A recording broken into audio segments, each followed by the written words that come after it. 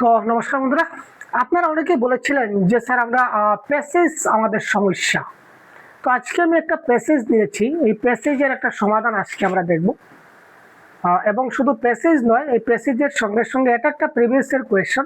তো এই previous year কোয়েশ্চনে যতগুলো প্রশ্ন আছে আজকে আমরা সবগুলো কোয়েশ্চন দেখার চেষ্টা করব। প্রথমে এই সেটে আমাদের একটা প্যাসেজ আছে, তারপর একটা পোয়েম আছে।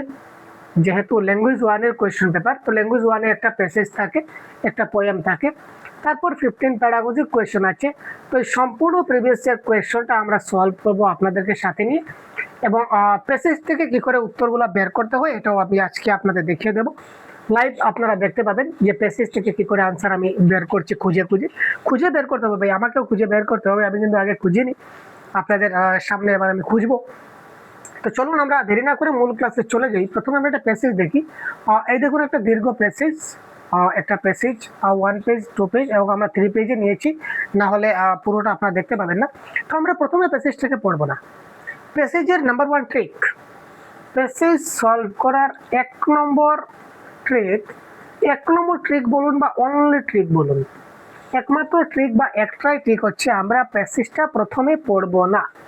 এট ফার্স্ট আমরা কখনো প্যাসেজটা পড়বো না, কারণ এত দীর্ঘ প্যাসেজ আমরা যদি পড়ি তাহলে আমাদের সময়টা অনেক নষ্ট হয়ে যাবে।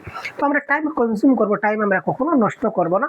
তখন আমরা কি করব স্যার, আমরা ডাইরেক্ট চলে যাব প্রশ্নতে। 91 থেকে আমাদের শুরু হয়েছে, দেখি। এই দেখুন, লাঠির উপর তার গভীর অনীহা। অনীহা শব্দের অর্থ কি? এই দেখুন, এটা হচ্ছে শব্দের অর্থ। তো এই শব্দের অর্থটা যদি আমি প্যাসেজে খুঁজতে যাই, আমি একদম প্যাসেজটা যদি একদম তন্ন তন্ন করে যদি 100 বার যদি পড়ি, এর প্রশ্নের উত্তর পাবো না। তার কারণ কি স্যার? কারণ হচ্ছে ব্যাকরণ। এই যে ব্যাকরণ নামক যে পদার্থ বা ব্যাকরণ নামক যে শব্দ, এই ব্যাকরণ থেকে অনেকগুলো প্রশ্ন আমরা দেখতে পাবো এই প্যাসেজে আছে, আমরা পরীক্ষায় পাই। তো এই ব্যাকরণের যে প্রশ্নগুলো থাকে বা যে গ্রামারের যে কোয়েশ্চনগুলো থাকে, এগুলা কিন্তু আমরা প্যাসেজে পাবো না, কখনো পাবো না, সেটা মাথায় রাখবেন। আমরা প্যাসেজের প্রশ্নগুলো কখনো কিন্তু আমরা পাবো না, ব্যাকরণের প্রশ্নগুলো আমরা প্যাসেজে পাবো না, দুঃখিত। তো এই গ্রামারের প্রশ্নগুলো, আমাদের যে গ্রামাটিক্যাল নলেজ আমাদের যতটুকু আছে, এইগুলা দিয়ে আমাদের কি করতে হবে, আমাদের সলভ করতে হবে বা সমাধান করতে হবে। তো প্রথমে একটা শব্দের অর্থ আমাদের দেওয়া আছে, যেমন অনীহা। অনীহা শব্দের অর্থ কি আপনারা বলুন তো, কি হতে পারে? বিশ্বাস, আস্থা বা ভরসা। আস্থা, ভরসা, বিশ্বাস কিন্তু একই জিনিস, একই অর্থ।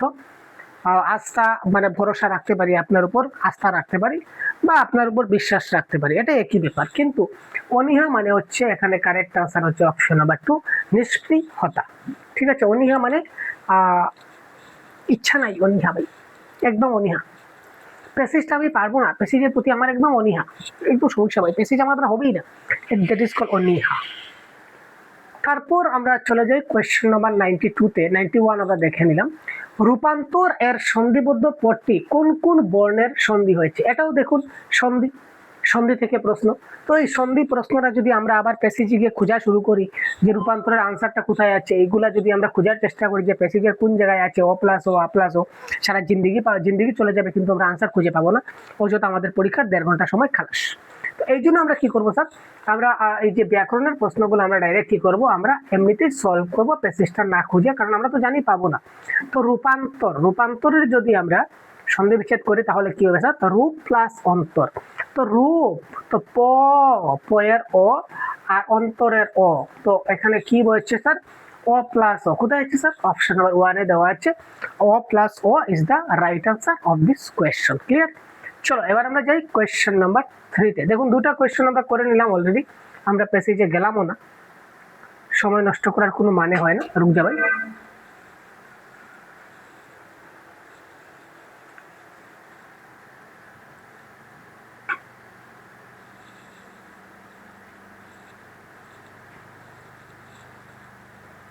সিজারের চেহারার বর্ণনায় নিচের কোনটি সঠিক? এবার আমরা, এটা তো ব্যাকরণের প্রশ্ন নয় স্যার, এবার তো আমাদের জানতে হবে, এবার তো আমাদের যেতে হবে প্যাসেজ। তো প্যাসেজে যাওয়ার আগে আমরা অপশনগুলো একবার পড়ে নেব। অপশন কিন্তু খুব গুরুত্বপূর্ণ পড়া, কারণ অপশনগুলো হচ্ছে একটা কিওয়ার্ড। অপশন প্রত্যেকটা এক একটা আমাদের কিওয়ার্ড। তো অপশনগুলো আমরা দেখব এবং আমরা ডাইরেক্ট আনসার বের করতে পারবো। তো সিজারের চেহারার বর্ণনায় নিচের কোনটি সঠিক? সিজারের চোখের চারিদিক কালো গোলছোপ, সিজারের চেহারা হাড় গিলে গিলে, সিজারের গায়ের রং কালো, সিজারের গায়ের রং দুধ সাদা। এই প্রশ্নের উত্তর আমরা এবার খুঁজে বের করব কোথা থেকে? প্যাসেজ থেকে। চলুন আমরা দেখি খুঁজে পাই কিনা। প্রথমে আমরা খোঁজার চেষ্টা করি। আচ্ছা, সিজার কে স্যার? সিজার কে? সিজার কে স্যার? সিজার হচ্ছে একটা কুকুর। ননসেন্স, সিজার কুকুর, এটা খোকাবাবুর একটা কুকুর। তো খোকাবাবুর যে কুকুর ছিল, কুকুরের নাম ছিল সিজার। ঠিক আছে স্যার, খোকাবাবুর কুকুরের নাম ছিল সিজার। এতক্ষণ আমরা বুঝলাম যে কুকুরের নাম ছিল সিজার। তো এবার এই কুকুরের রংটা কি ধরনের? কুকুরের রংটা কি? এখানে দেখুন তো কোথায় কুকুরের রংটা দেখা যাচ্ছে কিনা না। এই দেখুন, নেড়ি কুত্তার একটা কালো কালো নাদুস নুদুস বাচ্চা যদৃচ্ছ বিচরণে ব্যস্ত। অর্থাৎ এই যে নেড়ি কুত্তা যেটা আমরা বলেছিলাম, খোকাবাবুর যে কুকুর মানে কুত্তা, তো এই কুত্তার একটা কালো কালো নাদুস বাচ্চা রয়েছে। তার মানে এই কুত্তার যে বাচ্চাটা রয়েছে, অর্থাৎ এই যে কুকুরটা রয়েছে, এটার রং কি স্যার? রংটা হচ্ছে কালো। ঠিক আছে, কুকুরের রংটা কি? কুকুর কোন রঙের স্যার? কুকুরটা হচ্ছে কালো রঙের কুকুর। তো আমরা এবার যাব ডাইরেক্ট, আমরা তো পেয়েছি যে কুকুরের গায়ের রং কি স্যার? কুকুরের গায়ের রং হচ্ছে কালো। তো এবার আমরা চলে যাব অপশনে। অপশনে গিয়ে আমরা আরে রুক যা, রুক জানা,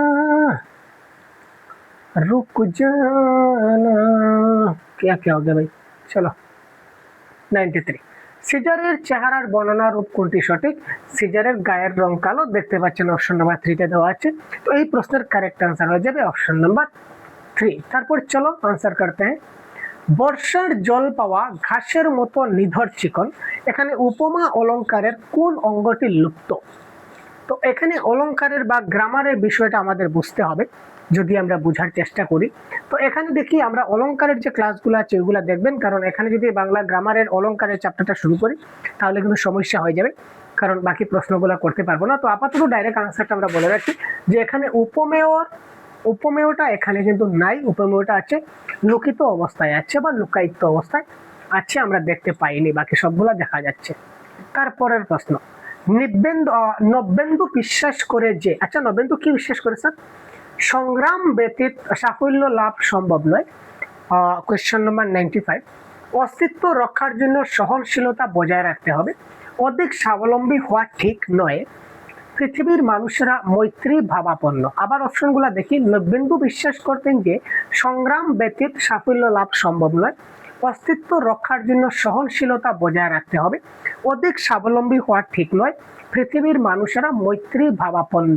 তো 95 এর কারেক্ট আনসার যেতে গেলে আমাদের নবেন্দু কি বিশ্বাস, অপশনগুলো আমরা দুবার পড়লাম, কারণ কি প্যাসেজে যেতে যেতে আমরা যেন অপশনগুলো ভুলে না যাই। নবেন্দু নিয়ে কথা আছে, তো নবেন্দু কোথায় আছে স্যার? আচ্ছা, নবেন্দু কোথায় আছে স্যার? নবেন্দু কোথায় আছে আমরা একবার দেখবো। এই দেখুন, এই দেখুন নবেন্দুর কথা চলে আসছে, আমরা আনসারে চলে আসছি। এই দেখুন নবেন্দুর কথা বলা হয়েছে এখানে। নবেন্দুর কাছে এই হীরের বাণীটা কি ছিল? যে অসম্ভব শব্দটা লেখা আছে বুখারাতে। যাই হোক, আমার নবেন্দুর কথা বলা আছে। তো এখানে আমরা আনসারটা দেখুন, এখানে দেওয়া আছে সংগ্রাম বিনা কোনো কিছু ধরা যাবে না হাতের মুঠোয়। এখানে নবেন্দু কি বলেছিলেন? যে সংগ্রাম বিনা কোনো কিছু ধরা যাবে না হাতের মুঠোয়, অর্থাৎ সংগ্রাম ছাড়া জীবনে সাফল্য লাভ করা যায় না। তো এই অপশনটা আমাদের কত নম্বর অপশনে আছে স্যার? আমরা দেখে নেই। কোয়েশ্চেন নাম্বার 95 এর সম্ভবত ছিল। এই দেখুন, সংগ্রাম ব্যতীত জীবনের সাফল্য লাভ সম্ভব নয়, অপশন নাম্বার 1 এ দেওয়া আছে। ডাইরেক্ট প্রশ্ন, ডাইরেক্ট উত্তরে, তো সহজ প্রশ্ন ভাই, কি বলবো আপনাদের। এটা 8 ফেব্রুয়ারি আমাদের যে 2026 লাস্ট যে এক্সাম হয়েছিল 2026, এই এক্সামের কোয়েশ্চেন পেপার। নেপোলিয়নের যে বাণীটি নবেন্দুর কাছে বেদবাক্যের মতো মূল্যবান, সেটির অর্থ কি? এইমাত্র আমরা এই বেদবাক্যের মতো মূল্যবান যে বাক্যটা, এটা আমরা এইমাত্র দেখলাম।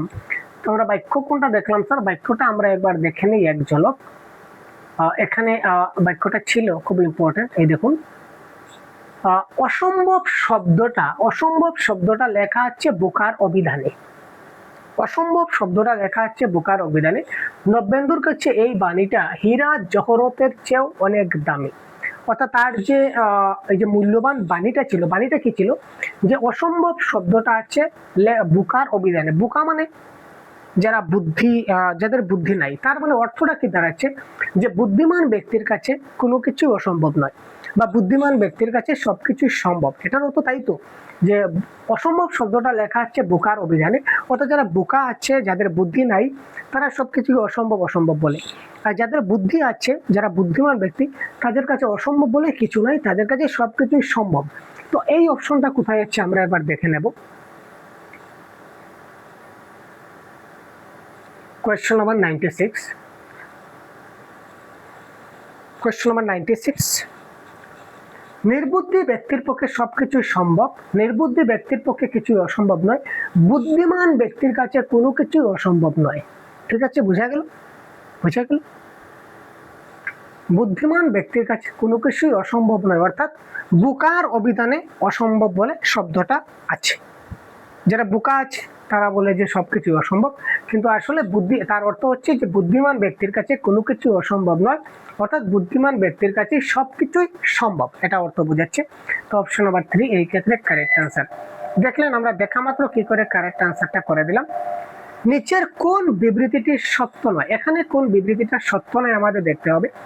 নবেন্দু যথেষ্ট শিক্ষিত নন, তা তার ইংরেজি ব্যাকরণের ভুল দেখলেই বোঝা যায়। নবেন্দু পরিশ্রমী, তা তার সাফল্য দেখলেই বোঝা যায়। নবেন্দু যথেষ্ট শিক্ষিত, তা তার শুদ্ধ ইংরেজি শুনলেই বোঝা যায়। নবেন্দু যথেষ্ট শৌখিন, তা তার বাড়িঘর দেখলেই বোঝা যায়। Question number 97।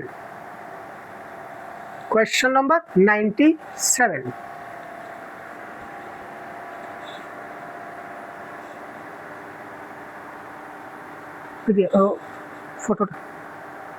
ফটোটা এই ক্ষেত্রে কারেক্ট আনসার দেখতে গেলে আমরা একটু প্যাসেজে যাব।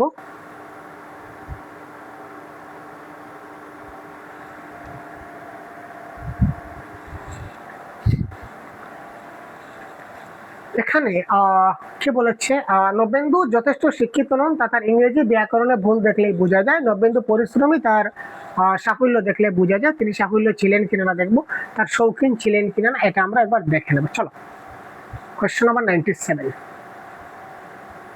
97 জানতে গেলে আমাদের একবার এখানে যেতে হবে।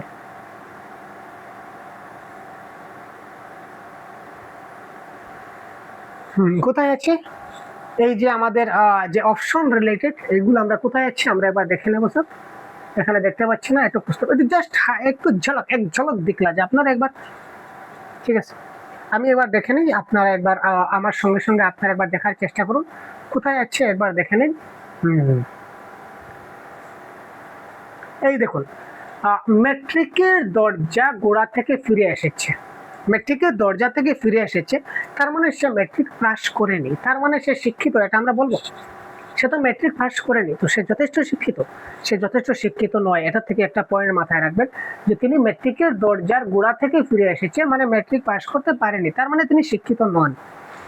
আচ্ছা, সেজন্য পড়াশোনা প্রসঙ্গে এড়িয়ে যায় সযত্নে। তাহলে তার ঘাটতিটা কি করে পূরণ করবেন?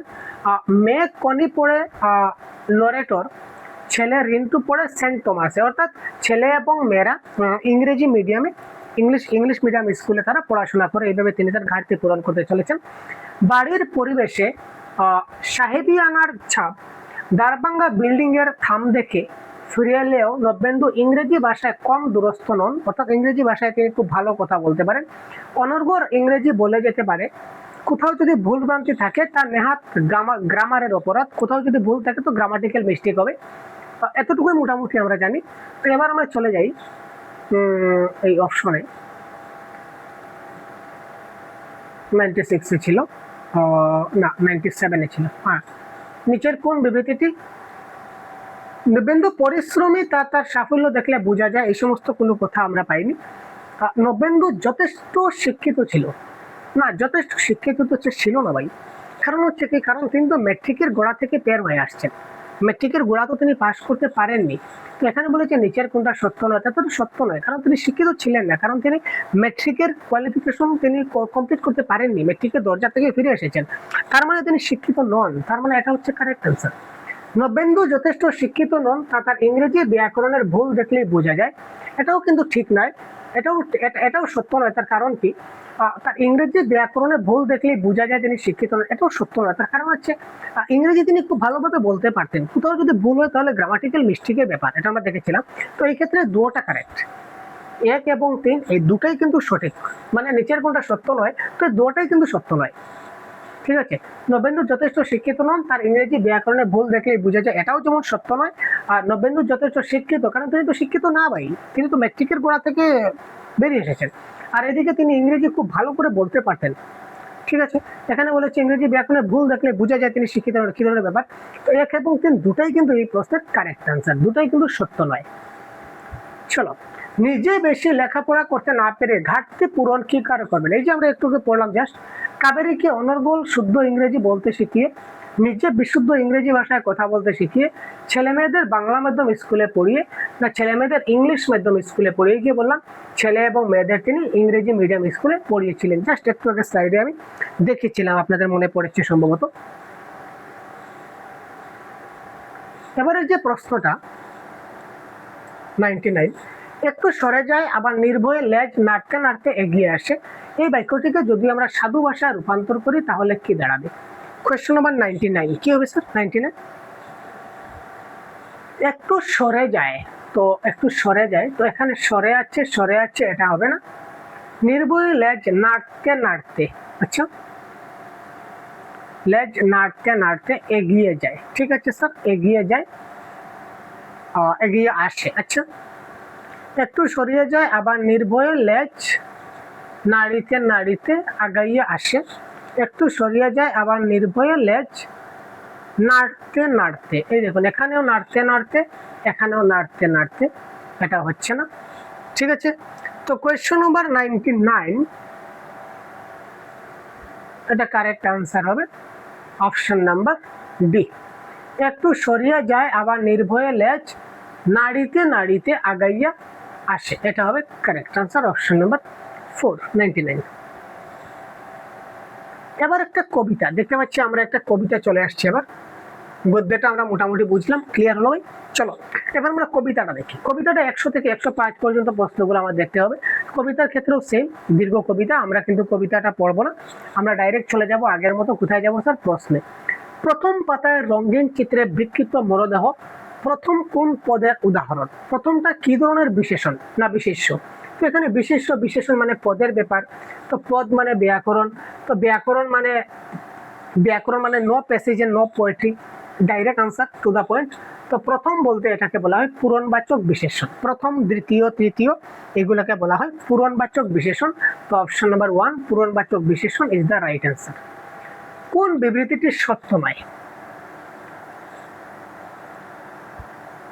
কোন বিবৃতিটি সত্য নয়? খবরের কাগজে সকালেই একটি হিংসাত্মক বর্ণনা পড়ে কবি, এটা কিন্তু কবির কবিতাটা দেখতে হবে, না দেখলে আমরা বুঝবো না। তো তার আগে আমরা অপশনগুলো একটু খুব ভালো করে দেখে নেব। নিচের কোনটা সত্য নয়? কোন ব্যাপারে সত্য নয় স্যার? যে খবরের কাগজে তিনি সকালেই একটা হিংসাত্মক ঘটনা পড়েছিলেন, পড়ার পর কবি আশপাশের যে কোনো রুক্ষ কর্কশ চেহারার ব্যক্তিকে খুনি বলে মনে করেছিলেন, অন্য মনস্কতার কারণে অপরের যে কোনো কথাই কটু বলে মনে হচ্ছিল, চায়ের আনন্দ উপভোগ করতে তিনি পারেননি, মরদেহটিকে দেখে তার কার মৃতদেহ তিনি তা শনাক্ত করতে পেরেছিলেন। তো এই ক্ষেত্রে অপশন নাম্বার কোয়েশ্চন নাম্বার 101 কি হবে? 101 কি হবে আমরা একটু দেখে নেওয়ার চেষ্টা করি। কোথায় আছে স্যার? কোথায় আছে? তাই দেখুন, এক পাশে কাত হয়ে আছে আধখানা মুখ, চেনা চেনা মনে হচ্ছিল কিন্তু কিছুতেই পুরোপুরি শনাক্ত করতে পারছিলাম না। কবি কি বলেছেন? কবি বলেছেন যে আমি এখানে কার মৃতদেহ সেটা আমি শনাক্ত করতে পারছি না, বা কার মৃতদেহ সেটা আমি সঠিকভাবে চিনতে পারছি না। আর এখানে চিনতে পারছিলাম না, এটা মনে রাখবেন যে চেনা চেনা মনে হচ্ছিল কিন্তু শনাক্ত করতে পারলাম না বা পারছিলাম না। আর এখানে বলেছে যে মৃতদেহটি দেখেই শনাক্ত করতে পেরেছিলেন, এখানে বলেছে যে মৃতদেহটি দেখেই তিনি শনাক্ত করতে পেরেছিলেন, তার মানে এটাই তো সত্য নয়, এটাই তো ভুল। তো তার মানে অপশন নাম্বার 4 এই ক্ষেত্রে करेक्ट आंसर। Clear sir? चलो अभी चलते हैं सवाल नंबर 102। নিচের কোন বিবৃতিটি সত্য নয়? সংবাদপত্রে খুনের ঘটনা পড়ে কবি মানসিক অশান্তি অনুভব করেছিলেন। সংবাদপত্রে খুনের ঘটনা পড়ে কবি মানসিক প্রশান্তি অনুভব করেছিলেন। আতঙ্কগ্রস্ত কবি প্রত্যেকটি মানুষের মধ্যে খুনিকে দেখতে পাচ্ছেন। মৃত মানুষের সাধারণ মানুষটির সাথে কবি একাত্ম বোধ করেছিলেন। এখানে দেখি নিচের কোনটা সত্য নয় সংবাদপত্রে খুনের ঘটনাটা। আচ্ছা চলো, জুতোর ভিতর ঢুকে থাকা কাকড়ের মতো একটা অস্বস্তি সারাদিন সঙ্গ ছাড়ছে না।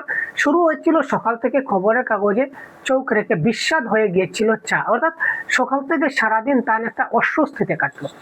সকাল থেকে আজকে সারাদিনটা কবির বা লেখকের খুব অস্বস্তিতে কাটলো। তো অস্বস্তিতে কাটলো মানে কি স্যার? মানে অশান্তিতে কাটলো। অস্বস্তিতে কাটলো তার সারাটা দিন। অস্বস্তি মানে কি? অশান্তিতে তার সারাটা দিন কাটলো। তো এই অপশনটা আমরা এখানে পাবো। অস্বস্তিতে কাটলো সেটা মনে রাখবো, কিন্তু অস্বস্তি না হলে ভুলে যাবো আবার। সংবাদপত্রে খুনের কোনটা সত্য নয়? তো সংবাদপত্রে খুনের ঘটনা পড়ে তার মানসিক অশান্তি ছিল, এটা তার মানসিক শান্তি অনুভব ছিল। সংবাদপত্রে খুনের ঘটনা পড়ে তিনি মানসিক শান্তি, প্রশান্তি মানে হচ্ছে শান্তি, শান্তি অনুভব করেছিলেন কি না? তিনি অশান্তি অনুভব করেছিলেন, শান্তি অনুভব করেছিলেন না। সুতরাং সত্য নয় কোনটা sir? Option number 2 is the right answer. তিনি শান্তি অনুভব করেছিলেন না, তিনি অশান্তি অনুভব করেছিলেন। সুতরাং কোয়েশ্চন নাম্বার 2 অপশন নাম্বার 2 102 এর এটা হবে এই ক্ষেত্রে কারেক্ট আছে। দেখতে পাচ্ছেন এত সহজে আমরা আনসারগুলো করতে পারছি। এটা হচ্ছে প্রিভিয়াস ইয়ার কোয়েশ্চন, কিন্তু ভালো করে পড়লে ভালো করে বুঝলে একটু সময় দিতে হয়। পেসেজ এবং কবিতাগুলো আমাদের একটু সময় যায়, এটা বলা বাহুল্য, কিন্তু যত তাড়াতাড়ি সম্ভব হয় আমরা কিন্তু আনসারগুলো সলভ করার আমাদের দরকার বা উচিত। কবিতাটিতে কবির কিরূপ মানসিকতার প্রকাশ ঘটেছে? সংবাদপত্রের খবরে প্রকাশিত অপরাধীকে শনাক্তকরণের প্রচেষ্টায় মানসিক চাপ, মৃত ব্যক্তিকে চিনতে না পারার মানসিক চাপ, নৃশংস হত্যাজনিত ঘটনার প্রভাবে মানসিক অস্থিরতা, নৃশংস হত্যার ঘটনার প্রভাবে মানসিক প্রশান্তি। শান্তি তো ছিল না ভাই, তিনি মানসিক অস্থিরতা প্রকাশ করেছিলেন। আগেই প্রথমে দেখেছিলাম না অস্বস্তিতে উনি কাটিয়েছিলেন। তো অস্বস্তি মানে কি? একটা মানসিক অস্থিরতা তার মধ্যে দেখা দিয়েছিল। সুতরাং কারেক্ট আনসার হবে এখানে অপশন নাম্বার 3। কবিতাটিতে কাকরের সঙ্গে কিসের তুলনা করা হয়েছিল? দেখতে হবে স্যার, কাকরের সঙ্গে কিসের তুলনা করা হয়েছে? দেখতে হবে স্যার, কাকরের সঙ্গে কিসের তুলনা করা হয়েছে? এই দেখুন অস্বস্তি, একটু আগে যেটা দেখলাম, সারাদিন জুতোর ভিতর কাকরের মতো একটা অস্বস্তি আমাকে তাড়িয়ে নিয়ে বেড়াচ্ছে, অথচ জুতোর ফিতো খুলে কাকড় বের করার মতো অস্বস্তিগুলিতে কিছুতেই ঝেড়ে উঠতে পারছি না। তো কাকড়ের মতো অস্বস্তি, তো কাকড়ের মতো অস্বস্তি, তো কাকড়ের সঙ্গে কার তুলনা করেছিলেন তিনি? এখানে তিনি অস্বস্তির তুলনা করেছিলেন। সুতরাং অস্বস্তি পয়েন্ট নাম্বার অপশন নাম্বার অস্বস্তি is the right answer. Question number 104 অস্বস্তি অনুভূতির বা অস্বস্তিকর অনুভূতির কাকরের সঙ্গে এখানে অস্বস্তিকর অনুভূতির is the right answer of this question. বিকৃত মৃতদেহ দেখে কবির চেনা চেনা মনে হলো কেন? এটি তার প্রতিদিনের পরিচিত প্রতিবেশীর মধ্যে একজন, এটি তার প্রতিদিনের দেখা সাধারণ মানুষের একজন। 105 এটা কারেক্ট আনসার হবে প্রতিদিনের সাধারণ মানুষ, কারণ তিনি একবার দেখেছিলেন, চেনা চেনা মনে হয়েছিল। তো আমাদের কখন চেনা চেনা মনে হয়? হঠাৎ এক সময় দেখলাম কাউকে, কোনো এক সময় আমরা দেখতে পাচ্ছি, কিন্তু আবার অনেকদিন থেকে আমরা দেখিনি বা দেখতেও পাইনি। তো হঠাৎ দেখে মনে হলো ওই ব্যক্তি তো সেই ব্যক্তি হতে পারে।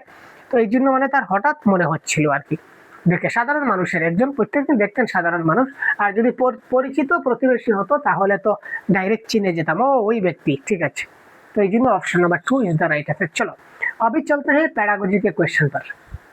এতক্ষণ আমরা একটা প্যাসেজ এবং একটা কবিতা দেখলাম, এবার আমরা সরাসরি চলে যাব প্রশ্ন, প্যাডাগোজির প্রশ্নে, যেখানে 106 থেকে 120 পর্যন্ত প্রশ্ন আছে, আমাদেরকে দেখতে হবে। ঠিক আছে, একজন ভাষা শিক্ষক শিক্ষার্থীদেরকে তাদের পঠন শৈলী এবং প্রাথমিকতা সম্পর্কে আরো অধিক কিছু জানার জন্য তাদের ক্রমান্বয়ে কিছু প্রশ্ন দিলেন। এখানে শিক্ষকের ভূমিকা কি? 106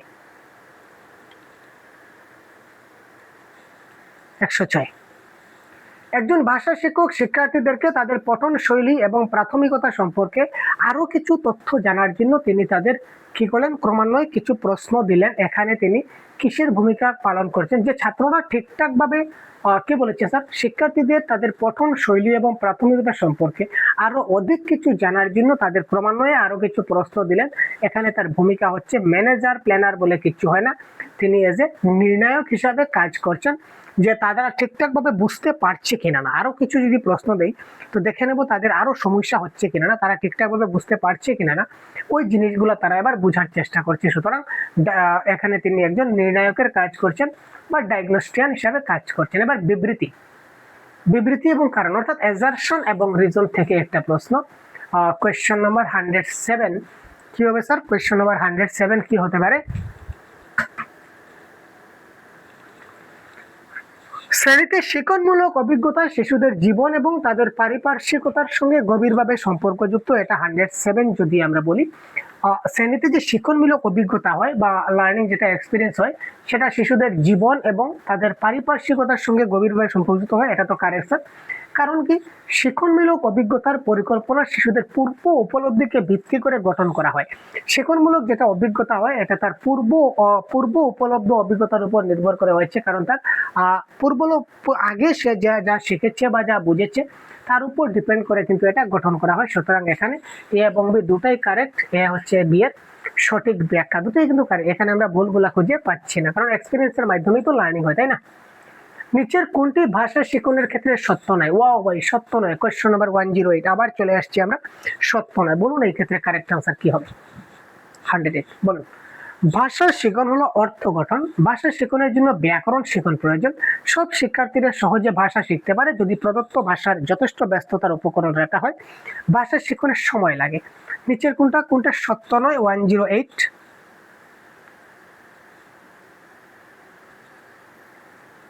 ভাষা শেখানো হচ্ছে অর্থ গ্রহণ। এটা তো ঠিক আছে স্যার, অর্থ গ্রহণ এটা বলতে পারি।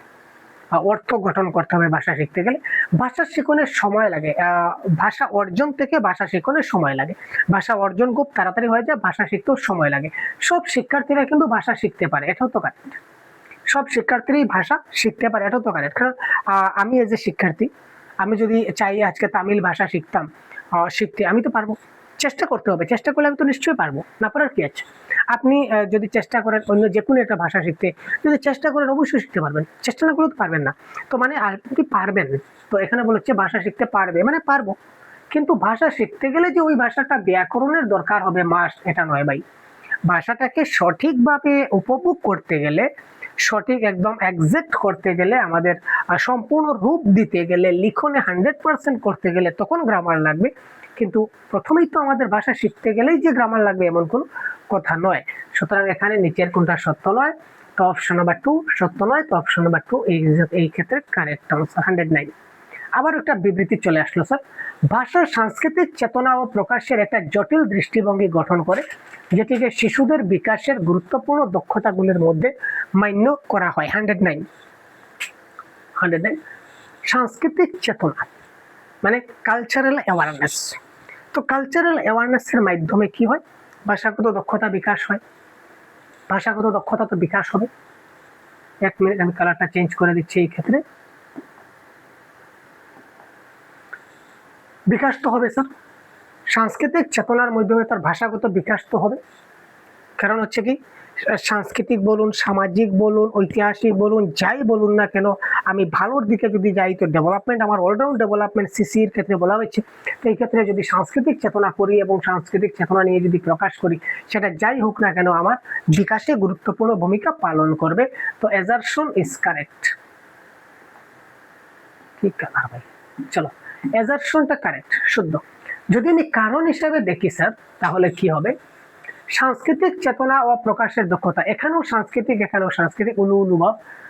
শিশুদেরকে পরিচয়গত অনুভূতি, ব্যক্তিগত সত্য, সংস্কৃতির মাধ্যমে তার পরিচয় জানতে পারি, তার ব্যক্তিগত সত্য জানতে পারি, এমনকি অন্যান্য সংস্কৃতি এবং পরিচয় সংক্রান্ত প্রশংসা প্রদান করতে পারে। এটাও তো কারেক্ট। কারণ বিভিন্ন ছাত্রের যে সাংস্কৃতিকতা, সংস্কৃতি কোথা থেকে আসে? সমাজ থেকে সংস্কৃতি আসে। তো আজকে তার সংস্কৃতিটা যদি আমি ভালো করে জানি এবং ক্লাসে যদি কোনো সাংস্কৃতিক অনুষ্ঠান হয়, তো এক সংস্কৃতির ছাত্ররা অন্য সংস্কৃতির কালচারটা শিখতে পারবে। অন্য ছাত্রর অন্যরা যখন পারফর্ম করবে অন্যরা দেখে শিখতে পারবে। তো এই ধরনের বলেছে অন্যদের এমনকি অন্যান্য সংস্কৃতি এবং পরিচয় সংক্রান্ত প্রশংসা প্রদান করে, বা তোমাদের সংস্কৃতিতে এরকম হয়, দেখতে অনেক মজা লাগে, ওয়াও। ঠিক আছে, যেমন দেখবেন অনেক ব্যক্তিরা, এটা বলা বাহুল্য, অনেক ব্যক্তি, অনেক সমাজ, অনেক সংস্কৃতির মানুষেরা অ্যাসামিস ডান্সকে, বিহু নৃত্যকে অনেকে কিন্তু অনেক ভালোবাসে। বিহু নৃত্য অনেক পপুলার, আসামের যেটা বিহু নৃত্য, এটা কিন্তু বিশেষ করে অ্যাসামিস কালচারে বিহু নৃত্য করানো হয়। কিন্তু যারা অ্যাসামিস নয় ওরাও কিন্তু এই যে অ্যাসামিস ফোক ডান্স যাকে বলা হয় বা বিহু নৃত্য বলা হয়, এটা কিন্তু অনেকেই খুব আনন্দ পায়, খুব ভালোবাসে, অনেকেই ভালোবাসে। সবসময় ইউটিউবে দেখবেন সার্চ করছে, বা এমনিতে যদি লাইভ প্রোগ্রাম হয় ওরা যদি থাকে আশেপাশে তো দেখার চেষ্টা করবে। বা বিহু ডান্সের যে আর্টিস্ট যারা থাকে তারা বিভিন্ন জায়গায় গিয়ে তারা বিভিন্ন ধরনের তাদেরকে, মানে যেখানে অ্যাসামিস পিপল নেই, অন্য সমাজের মানুষ আছে, অন্য সংস্কৃতির মানুষ আছে, ওখানে তারা যায়, তাদেরকে ডাকা হয় এবং তারা গিয়ে পার্টিসিপেট করে।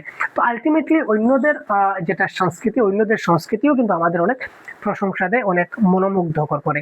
তো এই ক্ষেত্রে দুটাই সত্য, খ হচ্ছে কয়েক সঠিক ব্যাখ্যা, কারণ এখানেও সাংস্কৃতিক চেতনা প্রকাশ, এখানেও সাংস্কৃতিক প্রকাশ, দুটাই কানেকশন, জোড়া কানেকশন। সুতরাং কানেকশন ইজ ট্রু কানেকশন। চলো 110। ও ভাই, আবার অ্যাজারশন স্টেটমেন্ট ছেড়ে দিচ্ছে না ভাই, আমাদের ছেড়ে দিচ্ছে না ভাই, অ্যাজারশন স্টেটমেন্ট ছেড়ে দিচ্ছে না। 110, চলো 110 কি হবে? একটি ছাত্রের পোর্টফোলিও হলো কাজের অংশগুলির উদ্দেশ্যমূলক সংগ্রহ। পোর্টফোলিও মানে কি? একটা ফাইল কিংবা ফোল্ডার। তো ছাত্ররা যা কাজ করবে সবগুলো আমি একটা উদ্দেশ্যের কারণে এই ফাইলে রাখবো। উদ্দেশ্যটা কি? তাকে সিসি করার সময় আমার কাজে আসবে, তো ফাইলে আমি রাখবো। ভেরি গুড, রাখলাম, এটা কারেক্ট। পোর্টফোলিও ছাত্রদেরকে তাদের নিজস্ব ক্ষমতা এবং দুর্বলতার মূল্যায়নে উদ্দেশ্য করে, উৎসাহিত করতে পারবে। পোর্টফোলিও যেমন ধরুন এই যে পোর্টফোলিও বা ফাইল, এই ফাইলে আমার রাহুল নামে একজন স্টুডেন্ট আছে, সে তার 10 দিনের কার্যভার আমি এখানে রাখলাম। তারপর আমি এই 10টা কার্যভার তার হাতে তুলে দিলাম যে তুমি 10টা আর্ট আমাকে দিয়েছো, এই 10টা আর্ট থেকে তুমি বেছে বার করো তো কোনটা সুন্দর হচ্ছে। তখন সে নিজের মূল্যায়ন করতে পারবে এবং উৎসাহিত হবে, বা ম্যাডাম আমি ওই দিন ওইটা বানিয়েছিলাম, বেরিয়ে হচ্ছে। স্যার আমি ওই দিন ওইটা বানিয়েছিলাম, বা ফাটাফাটি হচ্ছে ম্যাডাম, দেখতে সুন্দর লাগে স্যার, খুব সাবাস হচ্ছে স্যার। তো ওই ধরনের বলতে পারবে, অর্থাৎ মূল্যায়নে থেকে উৎসাহিত করবে। দুটাই কারেক্ট। তো দুটাই কারেক্ট মানে অপশন নম্বর সি। চলো, পাঠ্যপুস্তকে লেখকের দ্বারা গল্প, কবিতা, নাটক এবং অন্যান্য রচনা থাকে। আমাদের এই ধরনের উপাদানগুলি নির্বাচনের প্রয়োজন, কারণ এগুলি কি করে? বিখ্যাত লেখকের দ্বারা লেখা হয়, এগুলি সহজ ভাষায় লেখা হয়, বাস্তব এবং সহজাত ভাষায় লেখা হয়, পাঠ্যপুস্তকে ব্যবহৃত উদ্দেশ্য নিয়ে লেখা হয়। কোয়েশ্চেন নাম্বার 111 কি হবে কারেক্ট আনসার? যেখানে বাস্তব আমরা দেখতে পাবো, যেখানে রিয়েল লাইফ এক্সপিরিয়েন্স থাকবে, যেখানে বাস্তব জীবন থাকবে, অর্থাৎ রিয়েল আমরা দেখতে পাবো, এখানে এর থেকে ভালো আনসার আমাদের কোনো কিছু হতে পারে না। Correct answer option number 3। নিচের কোনটি পঠনের সহদক্ষতা নয়? পঠনের সাব স্কিল, রিডিং এর সাব স্কিল নয় কোনটি? নিচের কোনটি রিডিং এর সাব স্কিল নয়? বিশেষ প্রয়োজনীয় তথ্যগুলি খুঁজে নেওয়ার জন্য পুঙ্খানুপুঙ্খ পঠন, এটা তো রিডিং। শব্দ তালিকা শনাক্তকরণ, মূল শব্দগুলির খুঁজে নেওয়া, এটা তো রিডিং এর একটা কাজ, তাই না? অপরিচিত আবিধানিক উপাদানগুলি অর্থ, পড়তে গেলে রিডিং করতে গেলে আমাদের অর্থ লাগবে, ব্যবহার অনুমান করতে হবে, এটাও তো রিডিং। কিন্তু যখন আমি বানান বলবো, বানান মানে স্পেলিং, যখন আমি স্পেলিং বলবো তখন কি আমার পঠন আসবে না রিটেন আসবে? তখন তোমার লিখন আসবে। বানান কোন সময় লাগে? বানান আমার লেখার সময় লাগে। তো এখানে বলেছে নিচের কোনটা নয়, পঠনের কোনটা নয়? তো অপশন নাম্বার 2 নয়। এখানে অপশন তোমার দুটা কার ভাই? এটা হচ্ছে আমার লিখনের ভাই, আর বাকি সবগুলো হচ্ছে পঠনের ভাই। তো আমি পঠনের ভাই কোনটা নয় বের করতে হবে, তো লিখনের ভাইকে বের করে দিলাম, আমার কারেক্ট আনসার হয়ে গেল। চলো, ভাষা বিকাশের জ্ঞানাত্মক তত্ত্বটি সমর্থন করে যে ভাষা, সেটি হলো ভাষা বিকাশের জ্ঞানাত্মক তত্ত্ব, কগনিটিভ থিওরি। ভাষা বিকাশের ক্ষেত্রে কগনিটিভ থিওরি কি বলেছে? 113। সমাজের সঙ্গে পারস্পরিক ক্রিয়া, এটা তো বাইগোটস্কির সমাজ সাংস্কৃতিক তত্ত্ব নিয়ে কথা। একজন ব্যক্তির সহজাত ক্ষমতা, পুরস্কার, শাস্তি না ভাই, রেনফোর্সমেন্ট, এটা হবে না। কারেক্ট আনসার হচ্ছে বলার আগে শিশুর ধারণা সম্পর্কিত উপলব্ধির উপর নির্ভর করে এটাকে বলা হয় কগনিটিভ থিওরি বা কগনিটিভ তত্ত্ব। 114। চিত্রগুলি সম্পর্কে নিচের কোনটি অসত্য? চিত্র সম্পর্কে নিচের কোনটা অসত্য? বইয়ের ছবিগুলি এবং তার চিত্র দ্বারা যে ব্যাখ্যা করা হয়। বিভিন্ন ধরনের টেক্সট বুক আছে বা পাঠ্যপুথি আমাদের আছে, টেক্সট বুক যেগুলা রয়েছে, টেক্সট বুক যেগুলা রয়েছে আমাদের পাঠ্যপুথি, আমাদের যেগুলা পাঠ্যপুথি রয়েছে, তো এই পাঠ্যপুথিতে আমরা দেখেছি অনেক সময় কিন্তু অনেক চিত্র থাকে। তো এই চিত্র যে বইয়ে দিয়েছে তার কেন দিয়েছে কোনটা সত্য নয়। বইগুলা চিত্রে দেওয়া আছে, এই পাঠ্যপুস্তকের মধ্যে অনেকগুলা চিত্র দেওয়া আছে, তো তার মানে নিচের কোনটি সঠিক নয়। চিত্র দেওয়ার কারণ হিসাবে কোনটা সঠিক নয় এটা আমাদের বলতে হবে, কোনটা সঠিক নয় চিত্র হিসাবে। তাদের এই ধরনের চিত্র অঙ্কনের সুবিধা প্রদান করে। চিত্র দিয়ে আমরা কি করি? চিত্র দিয়ে শিশুদের আগ্রহটা বৃদ্ধি হয়। এই ধরনের চিত্র দ্বারা কি হয় স্যার? শিশুদের আগ্রহ বাড়ে, তারা পাঠে মনোযোগ হয়, বিষয়কে সমর্থন করে, মানে যে টপিক রিলেটেড চিত্র থাকলে বোঝাতে সহজ হয়, অপরিচিত এবং স্মরণীয় বিষয়ে ভাষার উপস্থাপনে সাহায্য করে, কিন্তু তাদের এই ধরনের চিত্র অঙ্কনের সুযোগ প্রদান করে। আজকে আমরা একটা পাঠ দেখলাম, পাঠ রিলেটেড কিছু চিত্র আছে, যেমন গোপাল ও নেপাল একটা পাঠ আছে, আমি পড়িয়েছিলাম ছাত্রদের। তো এখানে গোপালের ফটো আছে, নেপালের ফটো আছে, তারপর এই নেপাল গোপালরা কি কি করছে, আর স্টেপ বাই স্টেপ অনেকগুলো ফটো আছে। আমরা কি ছাত্রদের কখনো বলি যে ওই যে ফটোগুলো আছে ওটা দেখে দেখে তুমি অঙ্কন করো? এটা তো আমরা বলি না। তো নিচের কোনটা অসত্য? এই ধরনের চিত্র অঙ্কনের সুবিধা প্রদান করা হয়, এটা হচ্ছে অসত্য। কারণ এই নেপাল এবং গোপাল চ্যাপ্টারে ফটো দেওয়ার অর্থই হচ্ছে যে এই কনসেপ্টটা হচ্ছে তার কাছে অপরিচিত কনসেপ্ট। আর অপরিচিত কনসেপ্টটা যদি আমরা ফটো সাইজে তাকে বোঝাই, চিত্রগুলো দেখিয়ে যদি বোঝাই, তাহলে সে খুব ভালোভাবে জিনিসগুলো বুঝতে পারবে এবং মনে রাখতে পারবে। এবং এই টপিক ওয়াইজ ফটো আছে, যার ফলে ফটো দেখলে তার ইন্টারেস্টটা বাড়বে, সে আলটিমেটলি পড়তে পারবে ভালো করে।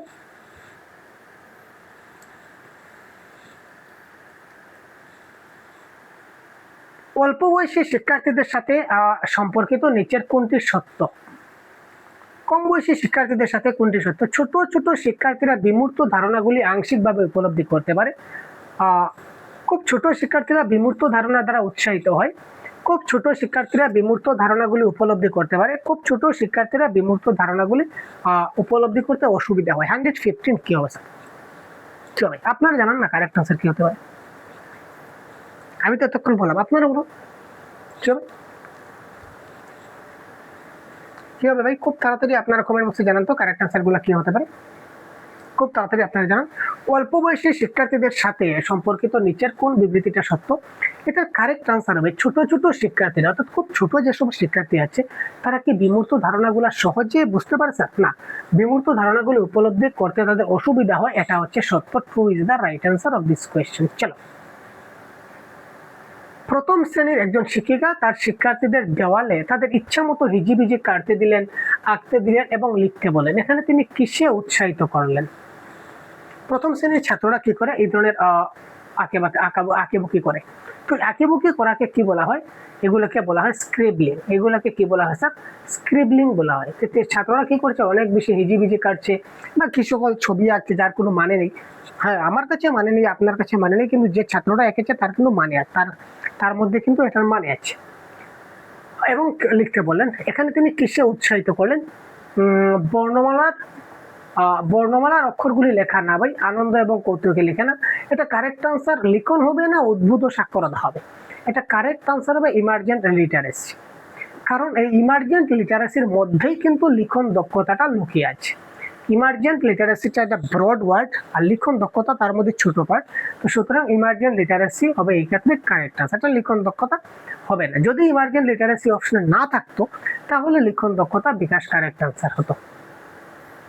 একজন শিক্ষক ভাষা শিক্ষণের কয়েকটি দৃষ্টিকোণ খুঁজে পেয়েছেন, যেমন উদাহরণ, বৈজ্ঞানিক ধারণাভিত্তিক পাঠের উপলব্ধিমূলক পঠন। তিনি সেই ছাত্রদের বেছে নেওয়ার সিদ্ধান্ত নিলেন যাদের দৃষ্টিকোণ থেকে এটি খুঁজতে অসুবিধা হয়। তিনি তাদের জন্য পৃথক একটা অধিবেশনের আয়োজন করলেন যা পাঠ্য উপলব্ধির সহায়ক হবে। এই অভ্যাসটিকে কি বলা হবে? Question number 117। যদি আমরা বলি এক কথায় যদি বলি যে আমি একটা চ্যাপ্টার পড়াচ্ছি ছাত্রদের, চ্যাপ্টারটা পড়িয়েছি, এবং এই চ্যাপ্টারে যে বৈজ্ঞানিক ধারণা ভিত্তিক পার্ট ছিল বা উপলব্ধিমূলক পার্ট ছিল, এই ছাত্রটা তারা ঠিকঠাকভাবে ভালো করে বুঝতে পারেনি। এই চ্যাপ্টারটা তারা ঠিকঠাকভাবে মানে ভালো করে তাদের কনসেপ্টটা ক্লিয়ার হয়নি এই চ্যাপ্টারের। তো এই ক্ষেত্রে এজ এ টিচার তিনি কি করবেন? তিনি সংশোধনমূলক শিক্ষণ করবেন, রিমিডিয়াল টিচিং যাকে বলা হয়। তো রিমিডিয়াল টিচিং এর ক্লাস যারা দেখেননি দেখে নেবেন ভাই। একটি দোকানে কিছু কেনার জন্য ছাত্ররা কার্যকরী সূচক ব্যবহার করতে পারে কিনা তা মূল্যায়নের জন্য কোনটা উপযুক্ত। দোকানে গিয়ে কিছু কেনার জন্য তারা কার্যকরী সূচক তারা ব্যবহার করতে পারছে কিনা না সেটা যদি আমরা মূল্যায়ন করতে যাই তবে ছাত্রদের কি করতে হবে? কোয়েশ্চেন নাম্বার 118 কি হবে বলুন? আচ্ছা, দোকানে গিয়ে আমরা কি করি? আমরা ছোট শিশুরা যখন দোকানে যায়, বা আমরা মনে করুন আপনি, এই যে ভাই আপনাকে বলছি, ভাই দেখতে পাচ্ছেন আপনাকে বলছি, শুনুন, আপনি যে দোকানে যান, দোকানে গিয়ে আপনি কি করেন? আমি দোকানে গিয়ে গল্প পড়ি, দোকানে গিয়ে ছবি আঁকি, দোকানে গিয়ে আমি কি করি? ছোট ছোট সংলাপগুলি পড়ি। দোকানদার এবং গ্রাহকের মধ্যে ছোট ছোট যে সংলাপগুলো হয়, এটাই হচ্ছে এই ক্ষেত্রে কারেক্ট আনসার। ছাত্ররা এই দোকানদার এবং গ্রাহকের মধ্যে কি কি সংলাপ হলো এটা সে ঠিকঠাকভাবে বুঝতে পারলো, লিখতে পারলো, পড়তে পারলো, বলতে পারলো কিনা, এটা হচ্ছে মূল বিষয়, এটার মূল্যায়ন।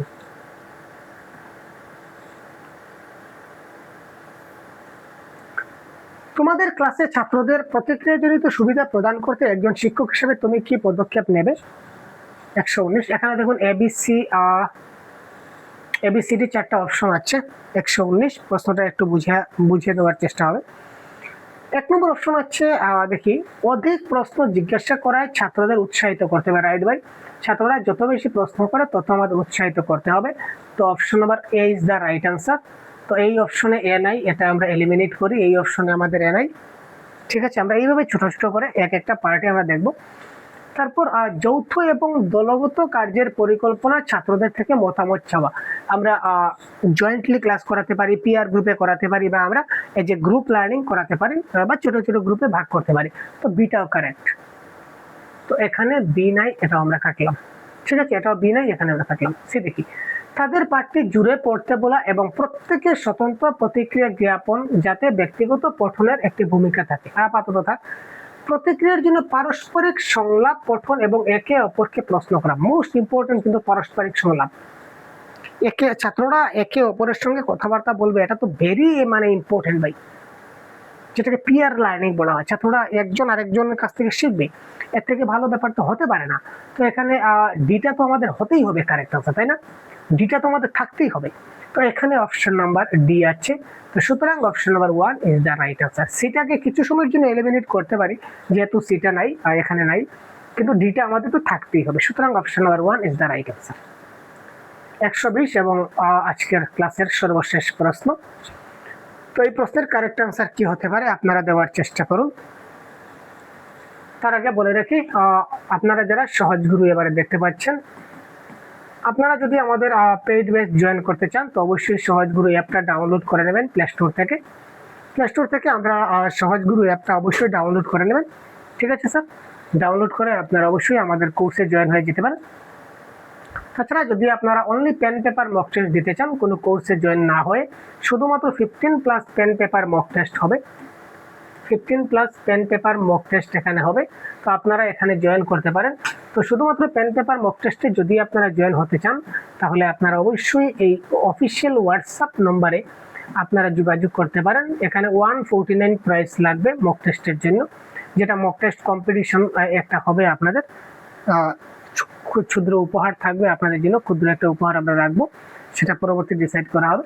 এবং আপনারা এখানে 15+ পেন পেপার মক টেস্ট পাবেন, এক্সাক্ট কোয়েশ্চন পেপার, প্রিভিয়াস ইয়ারে যে সকল কোয়েশ্চন এসেছিল এইগুলোকে অ্যানালাইজ করে তার উপর ভিত্তি করে আমরা মক টেস্ট তৈরি করেছি। মক টেস্টের কোয়েশ্চন পেপার আপনারা দেখতে পাবেন, আমরা দিয়ে দেবো 1-2টা ফ্রিতেও, আপনারা দেখে নিতে পারবেন। যদি ডেমো হিসাবে দেখতে চান তো দেখে নেবেন, কোনো অসুবিধা নেই। তো আপনারা 149 এটা দিয়ে আপনারা pen paper mock test join হতে পারেন। তাছাড়া ফুল বেসে যদি জয়েন হয়ে যান তাহলে এই মক টেস্টগুলো 15টা কেন অনেকগুলো মক টেস্ট হবে, সেগুলো ফ্রি পাবেন। অলরেডি 50টা মক টেস্ট দেওয়া আছে, 50টা প্র্যাকটিস সেট দেওয়া আছে। তো ঠিক আছে, যদি চান তো অবশ্যই যোগাযোগ করবেন, আর না হলে আপনি দেখতে থাকুন ইউটিউবে ক্লাস, সাবস্ক্রাইব করে সাথে থাকবেন, প্রত্যেকদিন ক্লাস আসছে। তো এই প্রশ্নের কারেক্ট আনসারটা কি হবে? ওয়াও, সব প্রশ্ন আমি করলাম ভাই, এই প্রশ্ন আপনার জন্য সারপ্রাইজ, এটা আপনারা করবেন। এই প্রশ্নের কারেক্ট আনসার কি হবে আপনারা কমেন্ট বক্সে এই প্রশ্নের কারেক্ট আনসারটা জানিয়ে দিন।